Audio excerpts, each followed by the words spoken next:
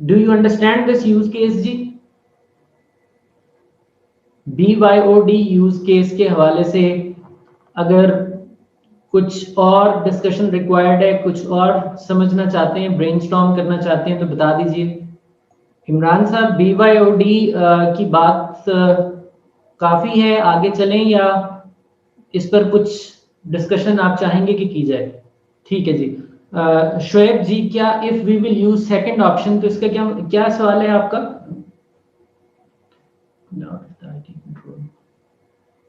अच्छा, आपका कंसर्न ये है कि अगर हम ये लोगों को खुद करने देंगे तो it will be out of the IT control. I mean anyone can allow the device. जी, आपका कंसर्न जायज है। ये उसी तरह है जिस तरह यहाँ पर आप गेस्ट को सोचिए, आप गेस्ट को इजाजत दे रहे हैं कि वो सेल्फ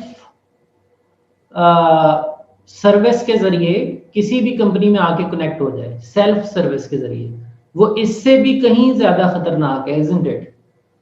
इसमें तो चलिए कंपनी का ही बंदा है ना जो आके, उसके पास यूजर नेम तो कंपनी का ही है ना, जिसके जरिए वो ये सब करेगा। गेस्ट के केस में तो वो एक अननोन एनोनिमस बंदा है, आया, आके सेल्फ सर्विस की कनेक्ट हो गया, वो इससे निस्बतन ज्यादा खतरनाक नहीं है। What do you think? फिर हम बात को आगे लेके चलते हैं। हाँ, but if the device is virus infected, ये आपका क्वेश्चन है, बिल्कुल ठीक क्वेश्चन है। देखें, BYOD में मैं हरगिज ये नहीं कह रहा कि एक यूजर, पहली बात कि जो यूजर किसी भी डिवाइस को ऑनबोर्ड करेगा वो यूजर आपका कॉर्पोरेट यूजर है, वो सारी चीजें ट्रैकेबल हैं कि उसने किस डिवाइस को ऑनबोर्ड किया।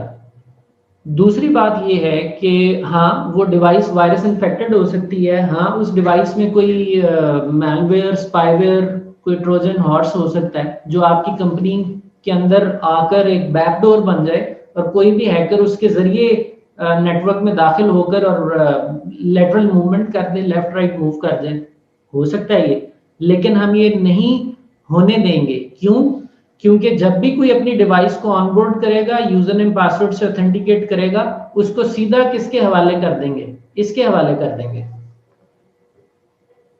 हम कंप्लायंस को बोलेंगे कि इसको चेक करो पहले, इसकी हेल्थ ठीक है। हमने पॉलिसी बनाई होगी ना कि जो भी BYOD के अंदर डिवाइस ऑनबोर्ड होती है उसके लिए लाजिम है कि वो कंप्लायंस भी पास करे, और कंप्लायंस में हमने चेक लगाए होंगे कि भाई इसके अंदर एंटीवायरस इंस्टॉल होना चाहिए, एंटीवायरस अपडेटेड होना चाहिए, उसका स्कैन रिसेंटली रन हुआ होना चाहिए, और ये सारी चीजें, उस पर फायरवॉल इंस्टॉल होनी चाहिए, वो फायरवॉल टर्न ऑन होनी चाहिए। अगर ये सारी चीजें हैं तो उसको इजाजत है, अदरवाइज इजाजत नहीं है।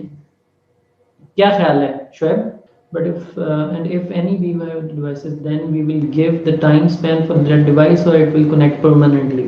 It will connect permanently. The time span, the hardware will be considered as trustworthy permanently. और उस permanently की भी एक हद है, क्योंकि जब आप इसको तफसील से पढ़ेंगे तो आपको समझ ये आएगी कि जब भी हम किसी हार्डवेयर को ऑनबोर्ड करते हैं BYOD में, तो हम एक्चुअली उसमें एक सर्टिफिकेट पुश करते हैं, डिजिटल सर्टिफिकेट पुश करते हैं। उस सर्टिफिकेट का उस डिवाइस के अंदर चले जाना, वो इस चीज की निशानदेही हो जाती है कि ये डिवाइस हमारे लिए ट्रस्टवर्दी है। और आपको पता है कि सर्टिफिकेट्स के लाइफ टाइम होते हैं, सर्टिफिकेट्स एक लाइफ के बाद एक्सपायर हो जाते हैं। It may be 1 year, 2 year, 3 years, depending upon company's policy. So जब वो सर्टिफिकेट एक्सपायर हो जाएगा तो आपकी डिवाइस भी ऑफ बोर्ड हो जाएगी, उसको फिर दोबारा नया सर्टिफिकेट लेना पड़ेगा। The certificate will be pushed by ICE or by Microsoft CA. The certificate can be pushed by the certificate can be generated by ICE, can be generated by Microsoft CA, or you can purchase it from somewhere, and then when it comes to pushing that certificate, it will be done by ICE, क्योंकि आपको agent install करना पड़ता है एक desk onboarding device के ऊपर, तो ICE ही push कर देगा उस सर्टिफिकेट को। और इस सर्टिफिकेट को आप माइक्रोसॉफ्ट AD के जरिए भी पुश करा सकते हैं, दोनों तरीकों से मुमकिन है। सो BYOD का जो खतरा आपको फील हो रहा था शुएब, कुछ लगा कि नहीं अभी भी आगे चेक्स एंड बैलेंसेस हैं जिससे गुजर कर एक डिवाइस आएगी तो ठीक है, अब खतरा इतना नहीं है?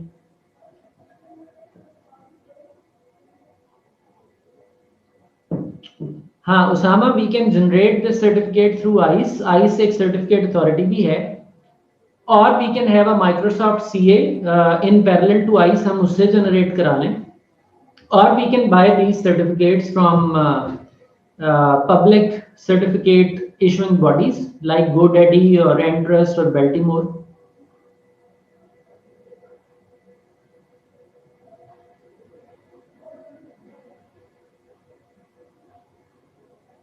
ठीक है जी, ये वाला use case, actually most of the organisations don't care about latest Windows patches and latest virus definition, then at the end BYOD is not trustworthy. देखिए, जिन ऑर्गेनाइजेशंस में विंडोज के पैच और वायरस का लिहाज, एंटीवायरस को इंस्टॉल और update करने का लिहाज नहीं रखा जाता, आइस उनको कब कनेक्ट होने देगी आपके नेटवर्क के साथ? अगर आपने अपनी पॉलिसी इतनी सख्त बना रखी है आइस में कि वो उस पॉलिसी में इफ की कंडीशंस लगी हुई हैं, if Windows patch is latest, if antivirus is installed, if antivirus is updated today and stuff like that, तो वो सारे इफ्स एंड बट्स से गुजर कर ही मशीन अंदर आएगी ना। अगर वो कहीं पर भी फेल कर गई कंप्लायंस को, तो सिंपली पोर्ट अप नहीं होगी या वाईफाई का एपी आपको कनेक्ट नहीं होने देगा। ओके, आप ये सवाल जरूर कर सकते हैं कि अगर किसी के साथ ऐसी प्रॉब्लम हो जाए कि वो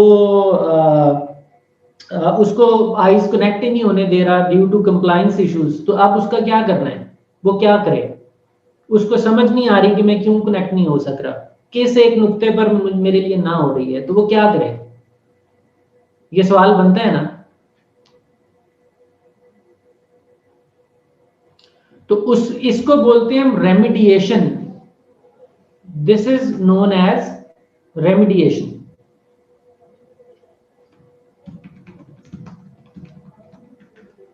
सो रेमिडिएशन पोर्टल है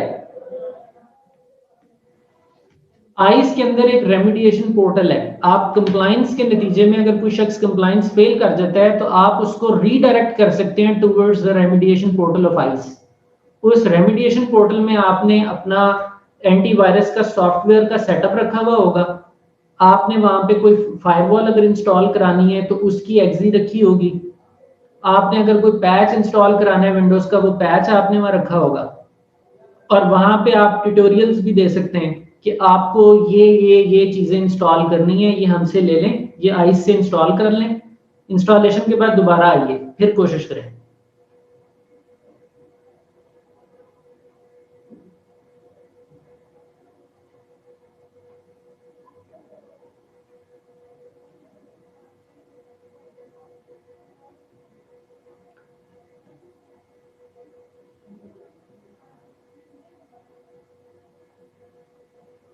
जी, अगला सवाल शोएब का ये है कि अच्छा, मैं ये आपसे रिक्वेस्ट करूंगा कि आप ना जो सवाल पूछते हैं ना वो एवरीवन को सेंड किया करें ताकि सबको सवाल पता लगे, जिस तरह शोएब मुझे प्राइवेटली क्वेश्चन कर रहे हैं।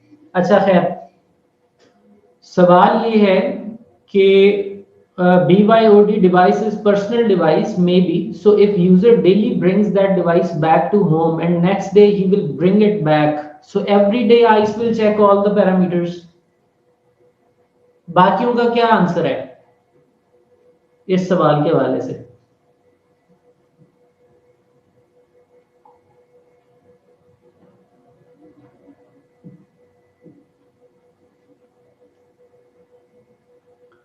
अदनान कहते हैं depends on your policy configuration in ice.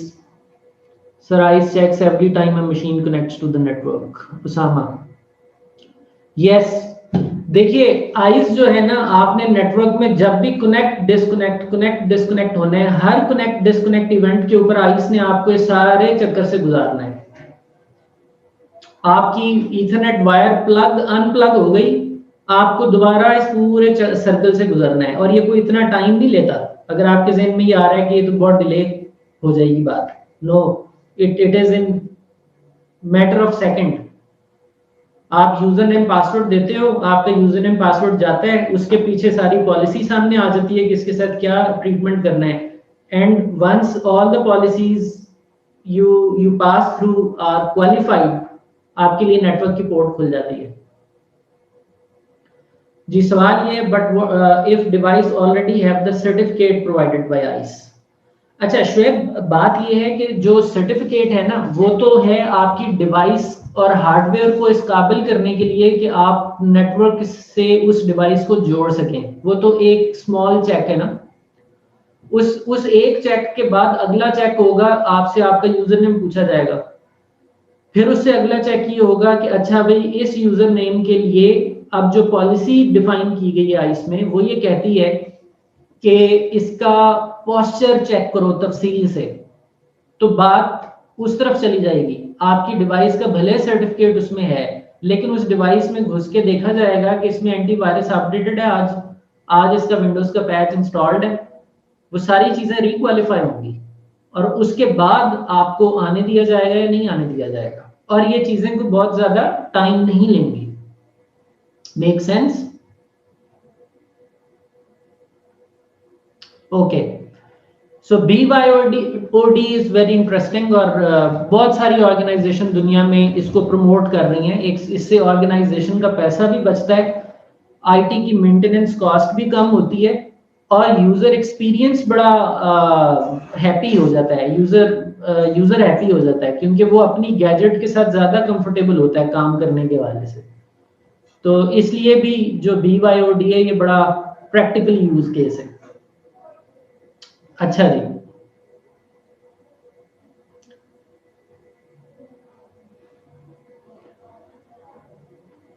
इसके बाद हमारे पास सेगमेंटेशन की कैपेबिलिटी है।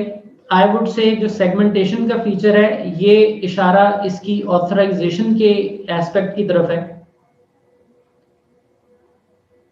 ऑथराइजेशन के जरिए आप क्या कर सकते हैं? एक तो काम आप ये कर सकते हैं कि जैसे ही यूजर कनेक्ट हो नेटवर्क के साथ, आप यूजर जो है वो या तो आकर एपी पे कनेक्ट होगा। लेट्स सी कि हमारे पास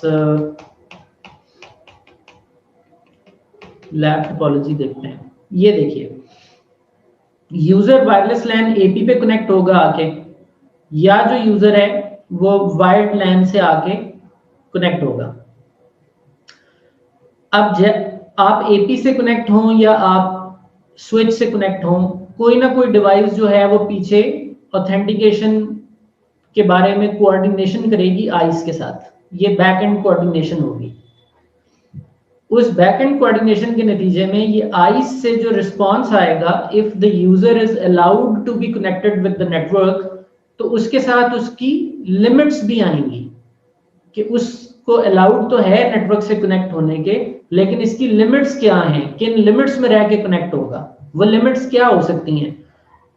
लिमिट्स ये हो सकती हैं, उन लिमिट्स को हम ऑथराइजेशन पॉलिसी कहते हैं। लिमिट ये हो सकती है कि जी उसको फला वीलैन एलोकेट कर दी जाए, यानी इस पोर्ट पर पहले कोई वीलैन नहीं है। जब यूजर कनेक्ट होगा आके इस पोर्ट पे, तो आइस की तरफ से बताया जाएगा कि इस पोर्ट की क्या वीलैन है, और वो पोर्ट उस वीलैन में चली जाएगी। सो वीलैन एलोकेशन मेरा इशारा है डायनेमिक वीलैंस की तरफ। और जिन ऑर्गेनाइजेशंस के अंदर ये बहुत ज्यादा रुझान होता है कि डेली बेसिस पर या वीकली बेसिस के ऊपर डेस्क चेंज हो रहे होते हैं, इंटीरियर ही बदल रहा होता है, जो प्रोजेक्ट बेस्ड ऑर्गेनाइजेशंस होती है ना, उनमें ये बहुत ज्यादा होता है। पाकिस्तान के अंदर जो लार्ज स्केल प्रोजेक्ट ऑर्गेनाइजेशंस हैं, उनमें एक बहुत मोतबर नाम डेस्कॉन इंजीनियरिंग का है। तो डेस्कॉन इंजीनियरिंग के अंदर हमने ये देखा है कि जब भी उनको कोई प्रोजेक्ट मिलता है, yes, Usama is saying agile seating is common here in Australia. बिल्कुल। तो यहाँ पे भी द डेस्कॉन is one example of that agile seating. वहां पे ये होता है कि पता चलता है जी कि उनको XYZ प्रोजेक्ट मिल गया है किसी ब्रिज को बनाने का, किसी डैम को बनाने का, या किसी पावर हाउस को बनाने का। तो उसकी फौरन से एक प्रोजेक्ट टीम बनती है, क्लोज कोऑर्डिनेशन कमेटी बनती है, और उसके लिए उखाड़ पिछाड़ शुरू हो जाती है फ्लोर के ऊपर। नए डेस्क लग जाते हैं, एग्जिस्टिंग डेस्क से मूव करके लोगों को नए डेस्क पे ले जाया जाता है। तो ये सारी चीज जब की जाती है, तो अगर तो वायरलेस लैन लगा हुआ है, जो कि लगा हुआ है वहां पे, तो उसमें तो बेमैनी है, कोई मसला नहीं है। बट वायर्ड की परफॉर्मेंस ऑब्वियसली वायरलेस लैन से तो अनमैचेबल है ना। आपने इतनी इतनी बड़ी कैट ड्राइंग्स शेयर करनी है नेटवर्क पे, आपने एक बहुत बल्क डेटा ट्रांजैक्ट करना है, तो वायरलेस के ऊपर वो परफॉर्मेंस नहीं मिलती। तो इंजीनियरिंग टीम्स चाहती हैं कि वो वायर्ड पे कनेक्ट हो, तो फिर वो वायरिंग भी सारी अकॉर्डिंगली चेंज की जाती है, वायर्स वहां पहुंचाई जाती हैं। और जब आप वायर चेंज करते हैं तो आपका हो सकता है पीछे स्विच कैबिनेट भी बदल जाए। So when the switch cabinet changes, your switch port changes, तो फिर आईटी टीम्स को वीलैन्स भी कॉन्फ़िगर करनी पड़ती हैं। वो एक पोर्ट से उठाकर उस वीलैन को दूसरी पोर्ट पे ले जाना पड़ता है। तो ये पूरा एक आईटी हैसल है ऑपरेशनली। ये जो फीचर जिसकी बात हम कर रहे हैं वीलैन एलोकेशन वाला, इसमें अगर आप की वायर इस स्विच से उतरकर इस स्विच पे लग गई है तो कोई बात नहीं, आप यूजर तो वही है ना, ABCXYZ, आप यूजर तो वही है। आप जो भी यूजर है, आप जहां से भी आए हैं, आपकी उस पोर्ट पर आपकी वीलैन पुश कर दी जाएगी और you will feel like home. आपको वहां पे अपनी वीलैन मिलेगी। तो एक तो ये कैपेबिलिटी है आइस की, जो कि हमें सेगमेंटेशन करने में मदद दे सकती है। दूसरी कैपेबिलिटी क्या है जी आइस की, वो है डाउनलोडेबल ACLs, यानी you can push IP based ACLs down to the access device. So आप ये कर सकते हैं कि ठीक है जी, यूजर अली आए, लॉगिन हुए, इनको VLAN 10 एलोकेट हुई, और ये सिर्फ FTP की कम्युनिकेशन कर सकते हैं, इनको ईमेल सेंड रिसीव करने की इजाजत नहीं है, और वाइस वर्सा, ये ईमेल सेंड रिसीव कर सकते हैं, इनको FTP की इजाजत नहीं है। तो आप ये पॉलिसी भी नथी कर सकते हैं उस स्विच में, और ये पुश हो सकती है down till that switch. And whatever I am saying is possible on WiFi as well. ये वाईफाई पर भी यकसा हो सकता है। तीसरी चीज वो ये है कि वो VLAN और IP की जो पाबंदियां हैं वो उन्हीं से आपको आजाद कर देती है, और वो है SGT। SGT is security group tag. SGT tags को भी हम देखेंगे इंशाल्लाह अपनी डिस्कशन में।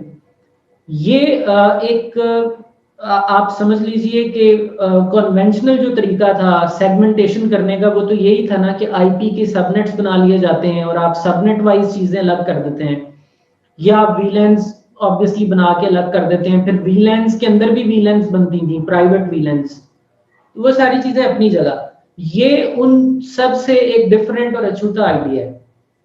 ये कहता है कि यार एक बंदा है वो सबनेट 192.168.1 में बैठा हुआ है, एक बंदा है वो सबनेट 192.168.2 में बैठा हुआ है। ये दो अलग अलग लोग हैं, लेकिन इनका जो वर्किंग ग्रुप है वो कॉमन है, इनका काम एक जैसा है। तो इनकी एक्सेस जो है वो इनको एक जैसी मिलनी चाहिए।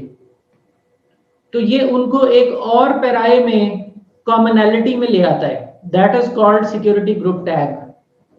ये X belonging to a subnet 192.168.1 और Y belonging to a subnet 192.168.2, उन दोनों को कॉमन शुमार कर लेगा पॉलिसी के तनाजुर में, based upon their security group tag. This is also a mathematical value. तो ये मैथमेटिकल वैल्यू ना तो VLAN से कोरिलेट होती है, ना ये मैथमेटिकल वैल्यू आपके IP सबनेट के साथ कोरिलेट होती है। ये एक तीसरा पॉइंट ऑफ कोरिलेशन है जिसके जरिए आप चीजों को ग्रुप अप करके उन पे कॉमन पॉलिसीज पुश कर सकते हैं। And this is very interesting feature set.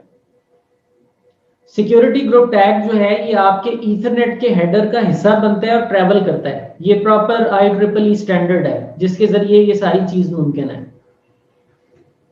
We will talk about it later on.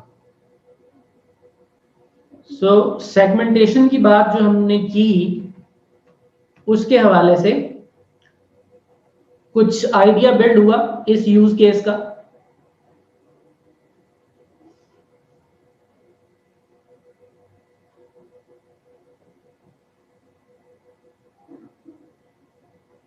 If we have SGT, then we do not need ACL. If you have SGT, you will have an ACL being pushed against an SGT. So perhaps you will use ACL still to restrict flow level communication, port level communication, कि वो FTP कर सके, email ना कर सके, email कर सके, FTP ना कर सके, लेकिन उसकी शनाख्त जो है वो SGT से होगी, उसकी जो ग्रुपिंग है वो SGT से होगी।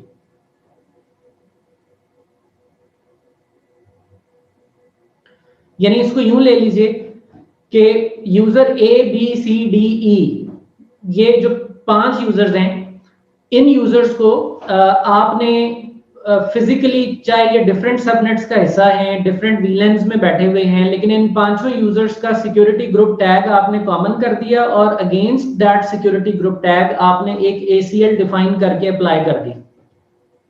तो अब जितने भी लोग उस सिक्योरिटी ग्रुप टैग के एवज कनेक्ट होंगे, चाहे किसी भी सबनेट से हो, कहीं से भी हो, उनकी जो कम्युनिकेशन पॉलिसी है वो कॉमन इंपोज हो जाएगी।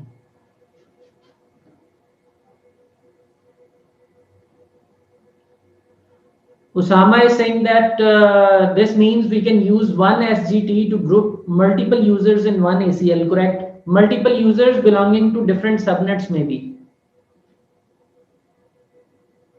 Tabassum is saying based on SGT we can implement security regardless of IPs, right?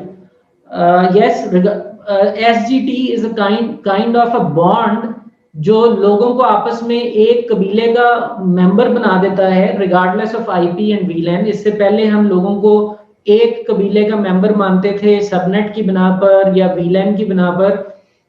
अब हम 2 मुख्तलिफ सबनेट, 5 डिफरेंट VLANs में पड़े हुए लोगों को भी एक कबीला मान सकते हैं based upon security group tag. SGT, yes, SGT का ताल्लुक इमरान साहब VLAN के साथ नहीं है। SGT का जो ताल्लुक है ना वो यूजर के साथ है, हर एक इंडिविजुअल शख्स के साथ है। तो उसके लैन कार्ड से जो इथरनेट फ्रेम निकलेगा ना, उसी के अंदर वो SGT टैग एम्बेड होके निकलेगा जो आइस ने पुश किया होगा। अब वो जो SGT टैग लग के निकलेगा, ऑब्वियसली उसको आगे इथरनेट स्विच प्रोसेस करेगा तो ये सारी बातें मुमकिन होंगी। और स्विच रास्ते में 1 नहीं 10 आ सकते हैं, राउटर से गुजरना पड़ सकता है, ASA से गुजरना पड़ सकता है। तो ये तमाम डिवाइसेस के दरमियान टैग्स एक्सचेंज होते हैं। ये पूरा इसका टैग एक्सचेंज प्रोटोकॉल है जो स्विच से स्विच तक और फिर राउटर तक और फिर ASA तक इन सब टैग्स को फैला देगा।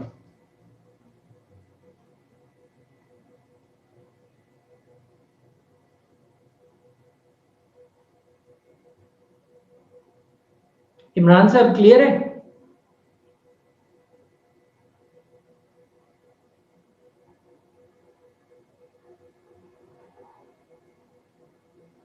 ओके जी, उसामा कह रहे हैं so management group can have one SGT and finance can also be part of that SGT and have same ACL depending on their access requirements. Correct, ऐसे ही है।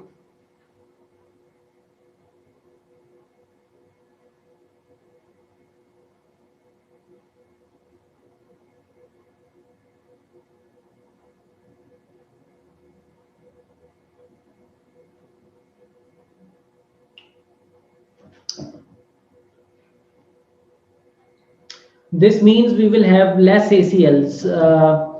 Yes, you will have a central point through which you will manage ACLs. You know, आपको एक device में जा के ACLs नहीं बनाने की जरूरत। आप उसको बहुत हाई लेवल एक ही आइस की गुई से मैनेज कर रहे होंगे कि जब भी टैग 10 ने टैग 20 के साथ बात करनी है, सिक्योरिटी ग्रुप टैग की बात कर रहा हूँ, तो उनकी कम्युनिकेशन जो है उसमें सिर्फ और सिर्फ जो है वो पिंग ब्लॉक होना चाहिए, बाकी सब कुछ हो जाए।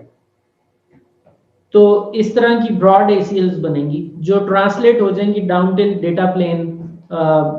वो डेटा प्लेन स्विच हो सकता है, वो डेटा प्लेन राउटर हो सकता है, वो ASA हो सकता है। आपको पता है आइस तो डेटा प्लेन में नहीं है ना, इसमें से ट्रैफिक इन आउट तो नहीं होती यूजुअली। वैसे तो एक यूज केस ऐसा भी है जिसमें ट्रैफिक आइस के अंदर से इन आउट होके गुजरती है, but usually ice in out traffic के लिए नहीं बनी हुई। तो ये जो पॉलिसीज हैं ये पुश तो फिर स्विच में और राउटर में और ASA में और वायरलेस लैन कंट्रोलर और AP में ही होती हैं। वही इन ACLs को इवेंचुअली एनफोर्स कर रहे होते हैं as a muscle of ice.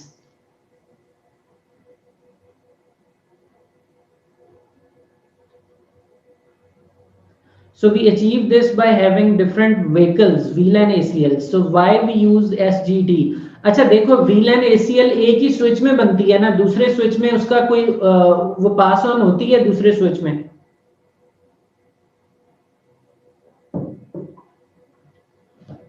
Shoaib जी, हम SGT की इंशाल्लाह लैब करेंगे। तो उसामा देखा, वो जो VLAN ACL है वो आप जिस स्विच में बनाते हो वो उसी में रहती है, वो अगले स्विच को उसका इल्म ही नहीं होता। सिक्योरिटी ग्रुप टैग्स जो है ना, ये पूरे डेटा प्लेन के अंदर एक्सचेंज होते हैं, ठीक है। तो इंशाल्लाह जब इसकी लैब करेंगे you will come to know, बड़ी इंटरेस्टिंग चीज है। Welcome.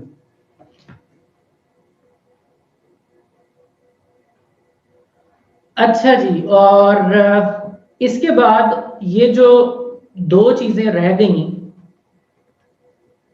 This thing and this thing, ये दो, इंटीग्रेशन एंड थ्रेट कंटेनमेंट। ये आइस के अंदर एक फीचर है जिसके जरिए आप थर्ड पार्टी डिवाइसेस के साथ या सिस्को की ही डिवाइसेस के साथ इंफॉर्मेशन शेयरिंग कर सकते हैं। आप दुनिया में दो तरह के माइंडसेट पाए जाते हैं। कुछ लोग ये कहते हैं कि इंटीग्रेटेड सिक्योरिटी होनी चाहिए, यानी हमें मल्टीपल बॉक्स नहीं लगाने चाहिए कि मैं ईमेल सिक्योरिटी का अलहदा बॉक्स लगाऊं, वेब सिक्योरिटी का अलहदा बॉक्स लगाऊं, हम इसका फायरवॉल अलहदा लगाएं, ये सब कुछ ऑल इन वन होना चाहिए। कुछ लोग कहते हैं नहीं, हर चीज एक अलहदा फोकस बॉक्स होना चाहिए। अब इन दोनों के दरमियान डिबेट ये होती है कि जो कहते हैं कि यूनिफाइड प्रोडक्ट्स लगनी चाहिए, उनकी उनकी प्ली ये होती है कि जब आप डिस्ट्रीब्यूटेड डिवाइसेस लगाते हैं ना, तो एक डिवाइस को दूसरी डिवाइस के साथ बातचीत करने का कोई उसका चैनल नहीं होता। फायरवॉल अलग से डिसीजन कर रही होती है, ईमेल सिक्योरिटी अप्लायंस अलग काम कर रही होती है, वेब सिक्योरिटी अलग काम कर रही होती है, इनका आपस में कोई कोरिलेशन नहीं होता। तो उस एलिगेशन को खत्म करने के लिए या उस वैलिड एक पॉइंट को खत्म करने के लिए सिस्को ने अब ये रुझान फॉलो कर लिया है कि इसका जितना प्रोडक्ट पोर्टफोलियो है वो आप जब लगाएंगे एक नेटवर्क में, तो वो सब एक दूसरे के साथ इंफॉर्मेशन शेयरिंग करते हैं थ्रू अ प्रॉपर चैनल। उसकी मिसाल ये है कि अगर जो MG फायरवॉल है, आपका फायर पावर है, वो आपने अपने इंटरनेट लेयर पे एक नेक्स्ट जनरेशन फायरवॉल लगाई हुई है, तो उसने डिटेक्ट किया है कि आपके किसी एक एंड पॉइंट में मैलवेयर है, क्योंकि मैलवेयर स्कैनिंग तो उसमें चल रही है, या उसने डिटेक्ट कर लिया है कि आपके इंटरनल नेटवर्क में कोई एंड पॉइंट जो है वो एक फिशी हरकत कर रहा है, उसने पकड़ लिया है। तो वो ये कर सकता है कि वो अपनी इंफॉर्मेशन जो है, नेक्स्ट जेन फायरवॉल जो कि फायर पावर है, वो अपनी इंफॉर्मेशन फौरन से आइस को पुश कर दे। अब आइस को उस इंफॉर्मेशन को दे देने से क्या फायदा होगा? What do you think?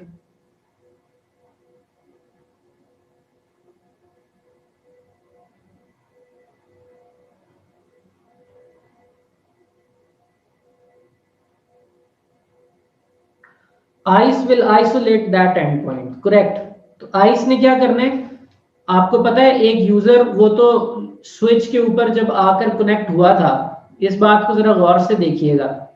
एक यूजर स्विच पर आके जब कनेक्ट हुआ था, तो शुरू में स्विच ने कोऑर्डिनेशन की थी आइस के साथ, और उस कोऑर्डिनेशन में आइस हर हद तक गया। आइस का प्रोडक्ट ने इस पीसी की कंप्लायंस चेकिंग की, हर तरह से इसको चेक करके इसको ओके दिया था, तो ये कनेक्ट हो गया था।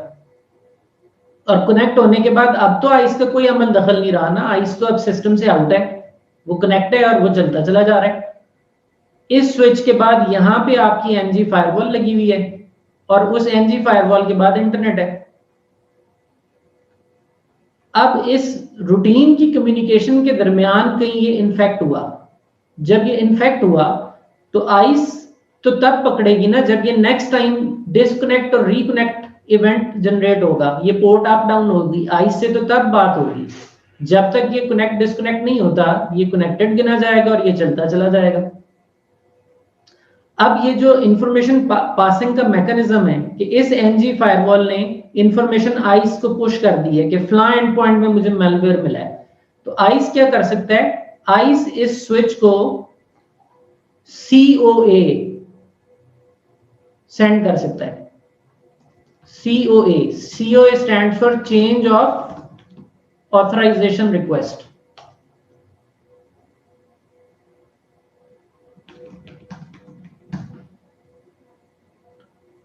तो आइस रेडियस प्रोटोकॉल के जरिए इस स्विच को COA पुश करेगा।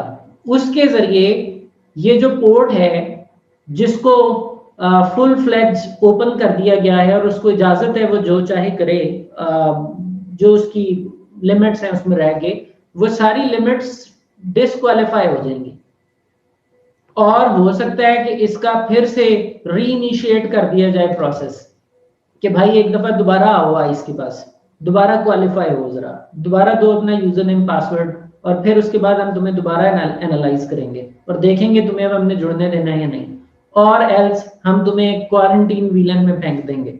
तुम पहले अपनी क्लीनिंग कराओ, अपना वायरस रिमूव कराओ, फिर दोबारा तुम्हें नेटवर्क का हिस्सा बनने देंगे। So do you understand this integration and threat containment use case?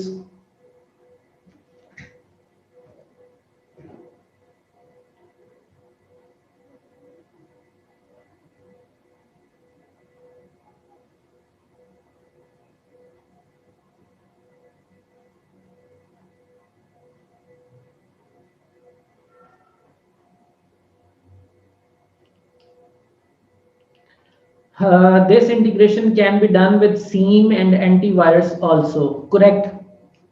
की जा सकती है क्योंकि ये जो इंटीग्रेशन का फीचर है ना ये सिर्फ सिस्को डिवाइसेस के साथ नहीं बात करने के लिए बना हुआ, ये पार्टनर्स के साथ यानी थर्ड पार्टी प्रोडक्ट्स के साथ भी बात करने के लिए बना हुआ है।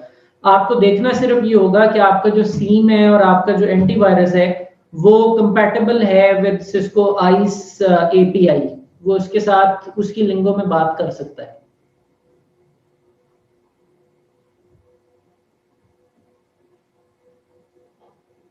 जी कोई सवाल जी इस हवाले से? ये वो मैक्सिमम यूज केसेस हैं जो आइस के पॉसिबल हैं, इससे बाहर कुछ नहीं है, बस ये वो सब कुछ है जिसके लिए आइस प्रोडक्ट बनी है।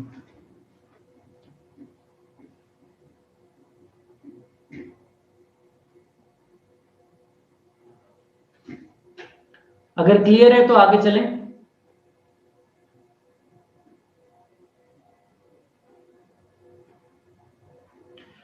MDM इंटीग्रेशन वो इसी में होगी, BYOD में। MDM का ताल्लुक BYOD के साथ ज्यादा है।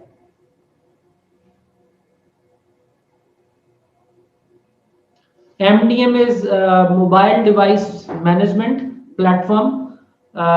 MDM का फायदा ये है कि आप किसी मोबाइल फोन या टैब पर यह भी पाबंदी लगा सकते हैं कि जब वो नेटवर्क के साथ कनेक्ट हो तो उसके अंदर अगर कोई एप्स इंस्टॉल हैं जो कि आपकी कंपनी के इस्तेमाल की नहीं है तो वो एप्स ब्लॉक हो जाएं। टिल द पॉइंट आप कनेक्ट है नेटवर्क के साथ वो एप्स नहीं चलेंगी। तो इसके लिए जो डिवाइस में ऐप लेवल कंट्रोल है ये MDM सॉफ्टवेयर यूज किए जाते हैं। आइस MDMs के साथ इंटीग्रेट हो सकता है but that integration is not this integration which I am talking about. That integration is a subset of BYOD.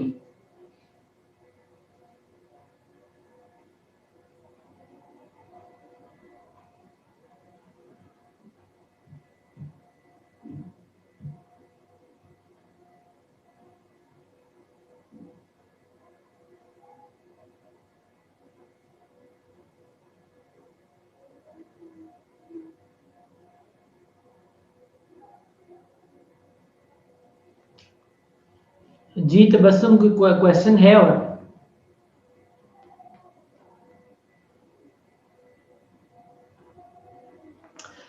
अच्छा जी, तो आज हमने अपने आइस के प्रोडक्ट के यूज केसेस को बहुत तफसील से डिस्कस कर लिया है, और हमने यही वो चीज़ें हैं जो प्रोडक्शन की दुनिया में या फील्ड में इस आइस के ज़रिए की जाती हैं। यही वो तमाम फीचर्स हैं जिनको छोटे या बड़े से बड़े नेटवर्क में आइस के ज़रिए इनेबल किया जाता है, और हमने भी एक एक करके इन चीज़ों का के फ्लेवर लेने हैं, उनको कन्फिगर करना सीखना है।